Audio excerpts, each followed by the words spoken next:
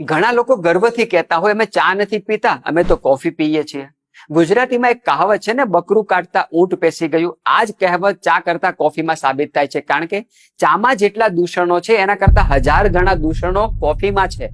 તો તમારે વહેલા ઘરડા થઈ જવું હોય, નાની ઉંમરે વાળ સફેદ કરી દેવા હોય અને બધા જ વાળ ખેરવી નાખવા હોય તો નિયમિત કોફી પીવાની આદત રાખજો, કારણ કે કોફી શરીરની અંદર એટલું ડ્રાયનેસ પેદા કરે છે જે વહેલી તકે વૃદ્ધત્વ લાવે છે, સાંધાના દુખાવા કરે છે. અને જે લોકો નિયમિત કોફી પીવાની જે લોકોને આદત હોય તે લોકો 100% કબજિયાતના પેશન્ટો બની જાય છે. સિક્કિમ, મિઝોરમ, નાગાલેન્ડ, ત્રિપુરા, જે લોકો પહાડી વિસ્તારમાં રહેતા હોય જ્યાં ખૂબ ભેજવાળું વાતાવરણ હોય ત્યાં લોકોએ કોફી જરૂર પીવી જોઈએ. કોફી ખરાબ નથી, પરંતુ આપણી ભૌગોલિક પરિસ્થિતિમાં કે જ્યાં વધારે પ્રમાણમાં ઠંડી બિલકુલ પડતી નથી, ગુજરાતમાં મુશ્કેલથી 40 થી 45 દિવસ જ એવા હશે કે જ્યાં મોટા પ્રમાણમાં ઠંડી પડતી હોય.